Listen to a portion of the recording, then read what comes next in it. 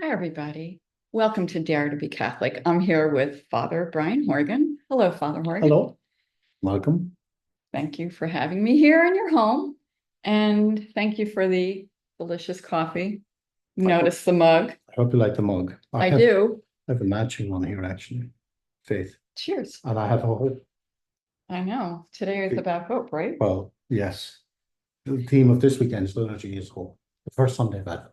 It's okay. Let's talk about that. Okay, So, what exactly is Advent? Advent is a time of preparation. It's like a mini Lent in many ways. Comes from the Old English word adventus. Uh, it's a time of preparation that in the midst of kind of the craziness of what's going on in the world, what's going on around us, the church gives us 4 weeks. It's almost like a mini Lent. It's not as kind of severe as Lent, but it gives us, you'll know the subtle changes in the liturgy, for example. We wear purple Why purple? because purple is a symbol of penance. Oh, really? We don't say the Gloria during Mass Okay. because we wait until Christmas for that. Oh, So it's just a 4 week, each week having a specific theme. As you mentioned, this weekend, the first week of Advent is one of hope. So it gives us that opportunity that just as, God gives us his son at Christmas, he allows us the opportunity to prepare ourselves interiorly, spiritually, to respond in a likewise generous manner. so how should we respond interiorly?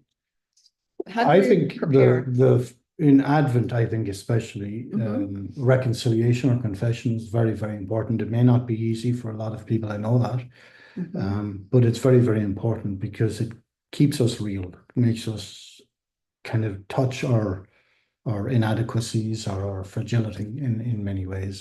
And Um, accountable, I guess, it does, right? absolutely. Yeah, Okay. absolutely. And also, I think like looking at the readings, specifically in the Gospel of Luke, the Mhm. infancy narratives are very, very interesting. The And infancy narratives? yes, about the birth of Christ and the Okay. genealogy of Christ. And also, I think focusing on Mary and on the life of Mary, because Mary is a very important figure in Advent. That's why in Ireland we say Merry Christmas.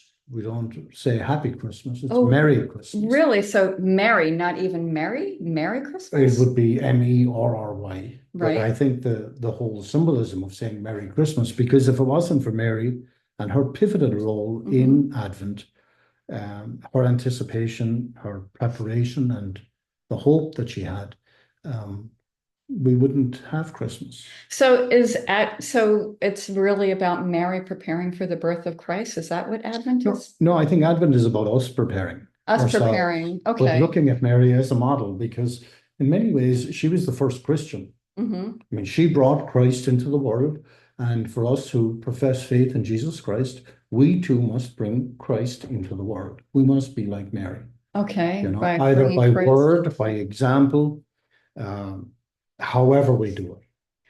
So here's the thing. I'm looking at society right now, and we've talked extensively about this, about the battle between good versus evil, and how it seems that Christians, Catholics are under attack. I look at what happened in the Olympics, the mockery of the Last Supper, the mockery of Revelation.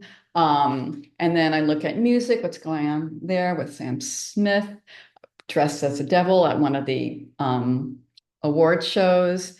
And there's all these different things with concerts, like people are losing their memories, and there's all these rituals. So, and then it seems that Catholics are under attack. So, what do you think we should do? It seems like we need to speak out a lot more. What do I you would agree. suggest? I mean, Catholics have always been under attack Mm-hmm. precisely because of the message that we have, which is truth, and people don't like truth. Mm-hmm. And sometimes our success is defined more by our critics Mm-hmm. than it is by our supporters. Right. So when we stand up for something, and people don't like it, well, they're obviously going to attack the source of that something, Right. which is the church and which is Christ. And they will look for any opportunity to, to knock down the message of Jesus Christ because it doesn't fall into their agenda. If, if you don't stand up for something, you'll fall for anything. And I think as Catholics, as we enter into a new year now, a new church year, I think it's wonderful. It gives us a wonderful opportunity to perhaps no longer be silent about our faith, because 25% of America is Catholic, 1 in 4. And you wouldn't believe it. You Half the wouldn't time, believe it. because when you see things ridiculed, when you see our beliefs ridiculed, when you even see our churches painted or desecrated, it just doesn't happen. It's people just don't stand up for what they believe. And I give you an example. Last week I had a funeral, and church was about half full, and as I was processing in, there was a man there with a baseball cap on, and I asked him to remove his hat. He was in a church, and he wouldn't. And so I stood there and I didn't move till something moved. Mm-hmm. And he saw I wasn't moving, and then he just got up and left the church. But my point in that is that the church was half full. Why didn't the other Catholics say, take your hat off? You're in the house that I believe in, where Christ is present, and yet you're acting disrespectfully. You wouldn't leave a hat on if I went to your house for dinner, No. or if I went and even the way people dress for church, I think is, it's almost it's just almost like unbelievable, because people dress better going to the mall or going out for dinner than they do coming to share in the Eucharist of the Lord. And that, I think, has to change, because when you look at different Christian traditions, I'm thinking specifically of different cultures, they dress mightily on a Sunday. Well, I'm looking at what people wear at temple, and they really look great when they go there. They sure do. And Now, while it's good and welcoming, of course, we welcome everybody. We Right. try not to judge mhm, everybody, but at the same time, we have to have standards. I agree And, with you. like, the standards are there, Mhm, and they should be followed, mhm. because really, for, I think, a lot of people, it's just maybe, perhaps it's just laziness, perhaps it's just convenience. But, when you go to meet Christ, who is going to lead you into paradise and lead you into heaven, and you would dress differently in meeting him than you would, say, if you were meeting the governor. Well, You would be dressed in a suit and tie. I mean, right.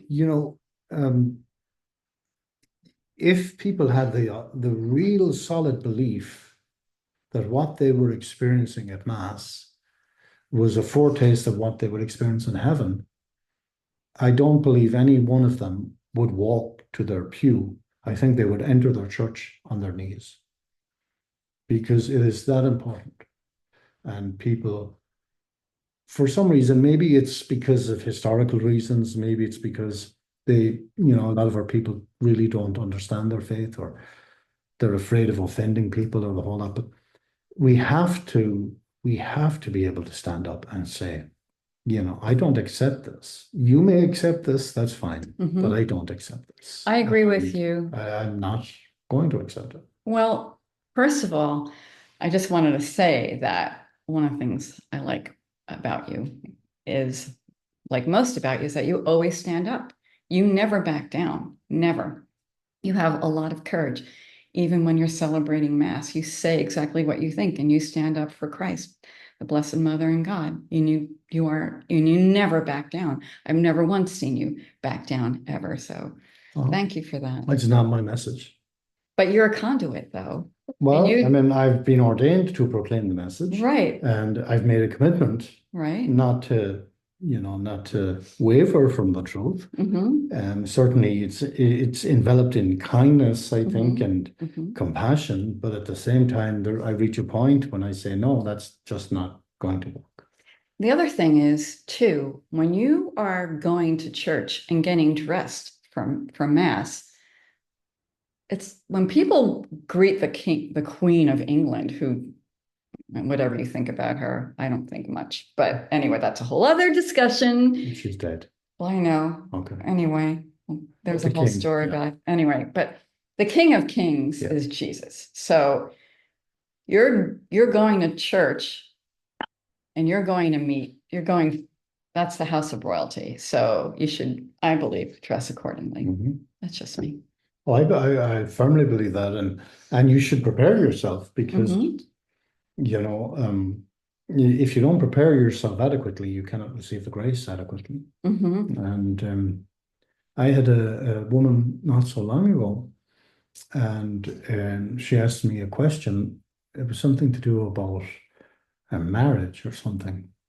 And I obviously would try to act with gentleness and compassion. But I said to her, I said, do you want me to tell you what you want to hear? Or do you want me to tell you what the church teaches? Mhm. And if she wanted me to tell her what she wanted to hear, well, she was asking the wrong person.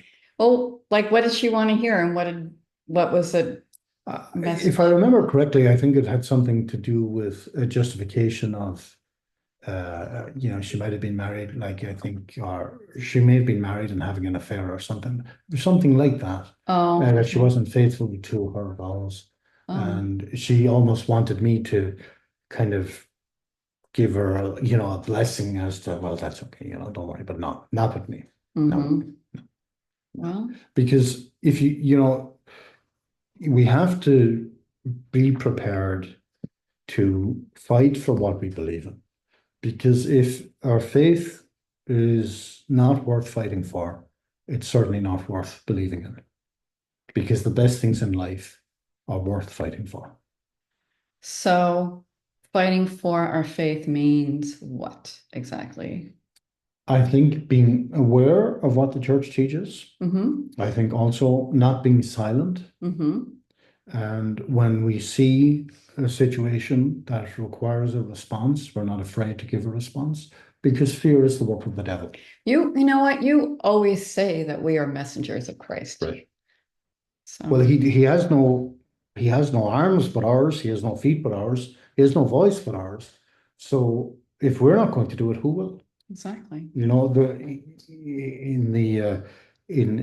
the Old Testament, the prayer, Lord, whom will I send? Whom will I send? Whom will I send? And send me. And in this morning's readings on the Feast of St. Andrew, it said, how beautiful are the mountain upon which the feet proclaim the good news, Mm-hmm. Beautiful, beautiful imagery. But we must, I think, be aware and we must be present. People must know that as Catholics, we have a direction, we have the truth. We always have had the truth and the direction. And we also have, a stellar example. And we have many heroes and the saints that lead us and guide us. And we just have that tradition behind us that we've always led society. We've always, uh, been the ones ahead of society, not the ones being defined by society. We have always defined society. Mm-hmm. And I think when that day stops, then Catholicism, I think, will be relegated to a course that will be taught in university as a movement that failed. Well, So we must always be strong in our faith, mm-hmm. never be afraid, and always act with compassion. Well, that you do. And that's the other thing, you lead by example. So Thank you. can we get back to Mary though? Sure. So, because I love her so much. How does Mary's yes reflect the Advent spirit? Well, I firmly believe Mm-hmm. that when we look at Mary, we Mm-hmm. see two very, very important qualities that should be in all of our lives, Mm-hmm. especially in Catholics. That is, the first one is openness. Mm-hmm. that we must be open to doing God's will. Mm-hmm. Because if we're not open to doing God's will, I think we're destined for a life of turmoil, of confusion, even despair. And that's the first thing, I think, her openness to doing what God wanted her to do. And secondly, her trust.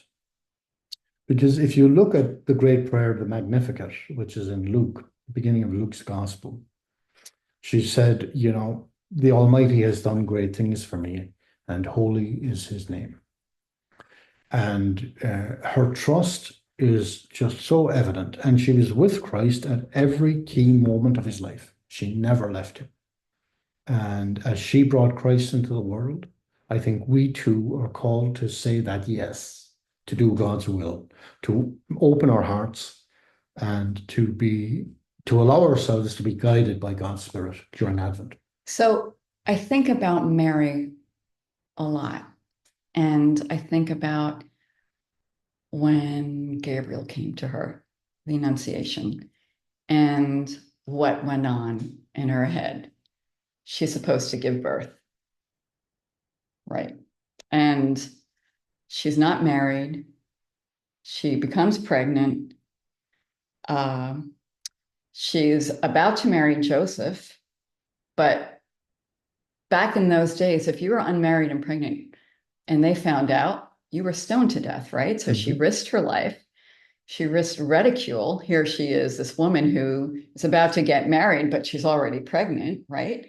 What about Joseph? How did he feel? Didn't first she live with Elizabeth and then she moved into Joseph's house? Visited Elizabeth. She visited Elizabeth. I mean, and how did Joseph feel? There's like all these different things that went on in that period. There is a lot that went on, and we could probably speak forever on Mary and Joseph's relationship. But all we do know is that Joseph was an upright and solid man, that he could have walked away. Right. He could have easily said, I'm not interested. But he didn't, because in his mind, he knew that this was probably all part of God's will too. Because if you remember, after his birth, Jesus's birth, Joseph had a dream of an angel saying, go home a different way, go home through Egypt, don't go home this way, because Herod is trying to kill the newborns. So Joseph was the protector and the defender of the Holy Family, as he is the protector and defender of the church and patron saint of the dying. So Joseph was certainly, you can learn an awful lot about someone from what's not said. Okay. Too. In what sense? And in the sense, like, there's not much said about Joseph, because there probably wasn't need to say much about Joseph, because he was an upright man and did God's will, looked after the family.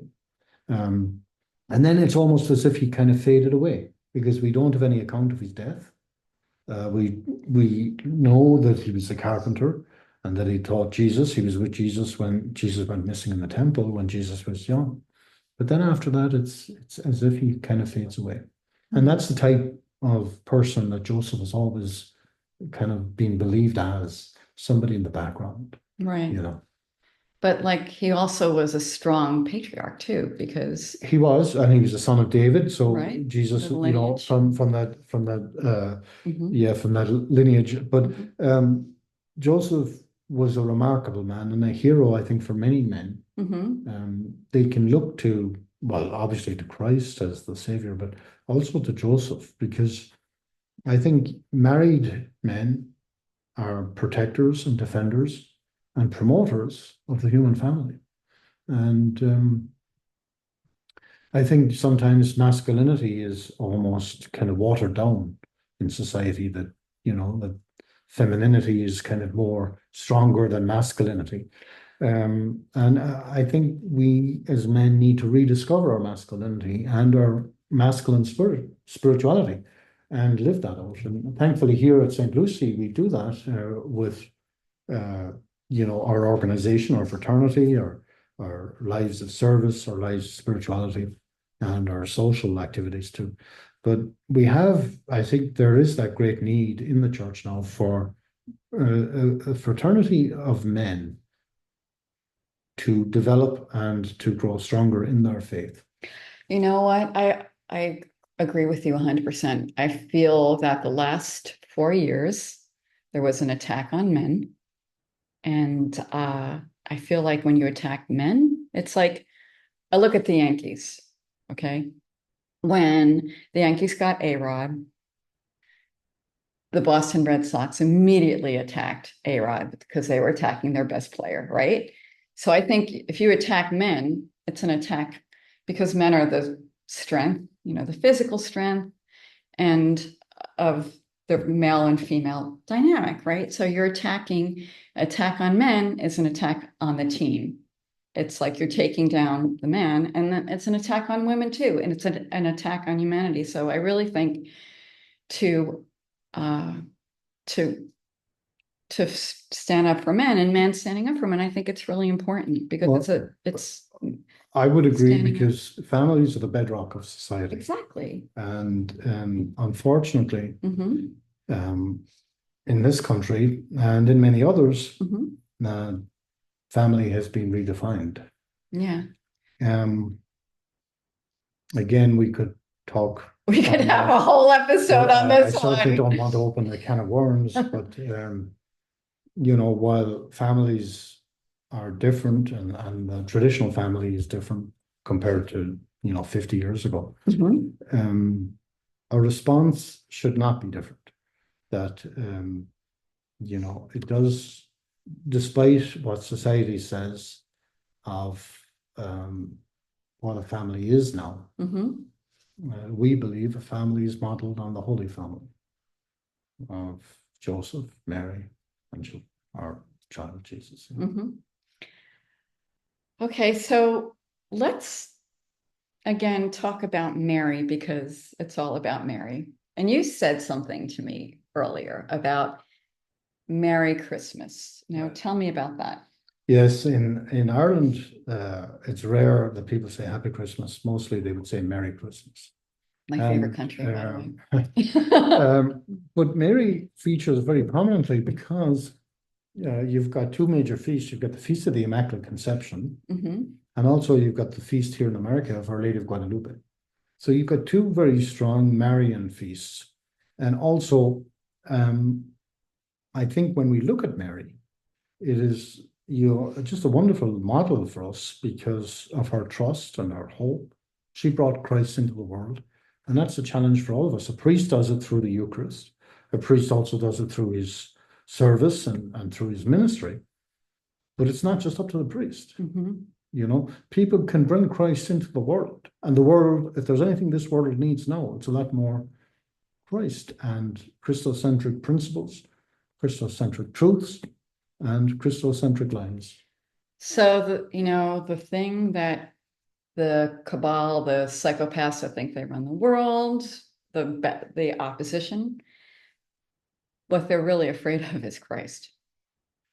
I would say yes, but they're ultimately afraid of the truth. They are afraid of the truth. And So when you're confronted with the truth mhm. that points out your own inadequacies, Mhm. well, what's your reaction? It is to destroy that truth. Right. So when, like we say, when you're over the target, you become the target. Yes. Yep. So why is Mary called the new Eve during Advent? Well, she's not just called the new Eve during Advent, Mhm. but if you look at the old Eve, the one who disobeyed God Mhm. in the Garden of Eden, Mary said yes to God. She didn't say no to God. She said yes, and she fulfilled a plan that God had in the world to give us his son, to give us his very best. And that ties back in with Advent, that time of preparation, where it allows us to prepare ourselves to respond that just as God gives us his best, his son, so too we can respond in like manner and give him our best in return. So there is a reading tomorrow, which is the first Sunday of Advent. and it's really beautiful. It talks about how we can go to heaven, right? So, and to me, like, what does that signify? What is the first week of Advent about? I think the theme is one of hope, Okay. that we must always have hope, hope Mhm. that we can change, Mhm. hope that we can become better people, Mhm. and hope that through our efforts we can change other people. Um, never to give up hope, because when we give up hope, we despair. And there's nothing, I think, more painful for anyone to encounter than desperation. So basically, if we have hope and we give, do you think hope is I contagious do, then? absolutely. So then if we give hope to other people and those other people give hope to other people, that's kind of like a ripple It effect, a is, chain absolutely, reaction. absolutely. And that's from the grassroots up. And that's where change will occur. Because there's a lot of sad people in the world. Yeah, I know. And there's a lot of Especially people that now. look for fulfillment in other Mhm. areas, whether it's, through drugs, addictions, whatever. Mhm. To be totally free, freedom can only be found in Christ, and while people are afraid to look to Christ, I think they're afraid to look in the mirror Mhm. because they see what they're not. They don't see what they are. And, you know, like it is the tremendous season that prepares us for the greatest gift that changed the world completely. So if people don't see who they are, who are they? Who are we? I believe at times people are defined by what others say about them Mm-hmm. and, what the media says about them. They're unable to make their own definition as to who they are. They're Mm-hmm. unable to define their lives, that they allow others to do that. And that's a very dangerous, very, very dangerous power to give to someone, to allow them to define who you are. Well, we're not going to get an argument from me, especially about the media. So, yeah, but I think we're all children of God, right? Absolutely. But especially during Advent, when Mm-hmm. we have that opportunity, I think we should be like Mary and look for opportunities to make Christ visible in the world. Like, for example, when people say happy holidays, well, holiday is actually, it comes from the Old English holy day. Right. Um, but people say it, and even Catholics would say happy holidays because You they're hate afraid that of so offending. much. Oh my It, God. it, it, it just doesn't make sense to me. Right, It right, does right. not make sense to me. Mm-hmm. If someone says happy holidays, well, I think if I respond happy holidays, I am disowning what I believe. Right. And you'll never get happy holidays out of me. We, That's why we like you. well, no, but I mean, it's not that I'm offending anybody, but Mhm. I'm standing up and I'm expressing that I am a Catholic and I don't say happy holidays. I Mhm. have absolutely no problem saying to my brothers and sisters in the Jewish faith, happy Hanukkah or, happy Rosh Hashanah. Nothing, doesn't offend me in the least. I respect their tradition. Right. And I think the issue lies in the fact that society does not respect Catholic faith, Yeah, right. Because we're 25% of, the population. right. And they don't want it. Because they don't want to give us that. Well, we need to take the power back. We have the power, but they don't want us to Well, I have think we that, need to that voice. share that Hmm. and be more vocal. I Hmm. think if we were more vocal, Hmm. can you imagine how changed society would be? Well, it would be way different, You wouldn't especially have pop culture. Sunday as an ordinary day of work. Hmm. You wouldn't, you would have families getting together on Sundays. Right. You would have, family dinners. You would have family traditions on Sundays. It would truly be a day of rest. But now it's just like an ordinary day. I heard somebody say, that the Virgin Mary does not like it when you work on Sunday, and it's really offensive to her. Makes sense to me.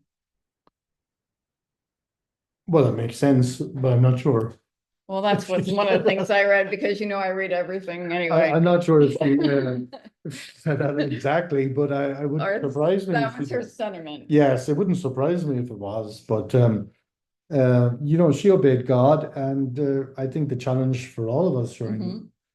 during Advent is to do our best and not to be just drawn into the noise and the clutter and the flashing lights and everything. It's not Christmas, it's Mhm. Advent. Right. Yeah, Okay. it's Advent. So I remember when I was deployed, uh, the different In Christian Iraq? communities, yes, couldn't understand why we wouldn't sing Christmas songs before Christmas. And when I told them, well, we celebrate Advent, and they were like, well, what's Advent?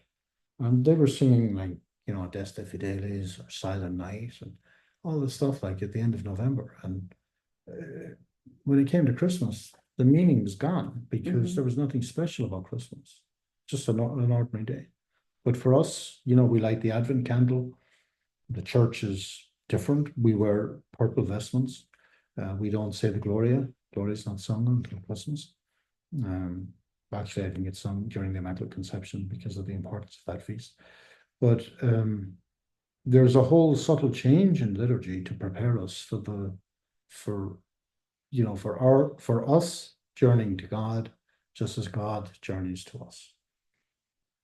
Okay, so week 1 is about hope. Week 2 is about, Week 2, well, the first week is about hope. Week 2 is about peace. okay. The third week is when we light the rose candle. It's joy from the Latin gaudete, meaning joy. So it's Gaudete Sunday. And then the last week is one of love. So it's hope, peace, joy, and love. It's beautiful. Yeah. It's a really wonderful season. It's kind of a undervalued season, I think, in many ways. Give me Advent over Lent any day, because Advent kind of draws us out of ourselves into a relationship with Christ, whereas Lent draws us into ourselves to see the areas that maybe we need to change, maybe we need to improve on or work on. But Advent is more of a kind of a relaxing, sitting back and reflective time. So is this your favorite time of year? Um, I really wouldn't have a favorite time. My favorite day of the week would be the weekend and Sunday. My favorite time of the day would be celebrating Mass, but um, I it's hard to say. It's hard to say because Christmas time, when it comes around after working busily for Advent and all that, most priests are very tired at Christmas. Really? Yeah, and so for them, you know, sitting back and just relaxing and watching TV and kind of being not necessarily being surrounded by people, but just by themselves with the newborn king. And I know for me, that's very kind of peaceful for me. It's reflective because every day is Christmas because Christ comes to us every day. It's whether we receive him or not is the challenge. Wow. So. I don't know how we're going to top that one. I think this was a great conversation. Thank you. Yes, yes. And maybe at our next podcast, we can look at the different themes of Advent. Absolutely. And maybe look at the lives of, some of the characters, the people that feature in the Gospels as we read, Elizabeth, Zachariah, Feast of the Immaculate Conception, Patroness of the Americas, Okay. Feast of Our Lady of Guadalupe. And then there's a very specific role from the 16th of December onwards, where the O antiphons, so the Old Testament antiphons. So the whole liturgy changes around the 16th, where we enter into these O antiphons, where the opening antiphon of the Mass, which should be sung, is specifically linked to Old Testament times. Oh, As they predicted the birth of Christ. Interesting. Yeah, it's a beautiful liturgy. So maybe a good topic might be liturgy if people wanted to talk about that we could. I think that would be great, Mhm. actually.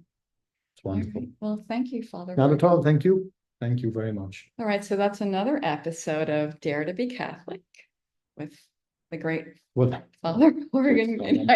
no, I'm You're not. turning I'm not great. No. But thank you, and thank you. I think it's a wonderful way to get the message out, get people excited, get them involved, and get them more committed to their faith. Because if Christ can't use his people, who can he use? Absolutely. Thank you. So thank you very much. Thank you.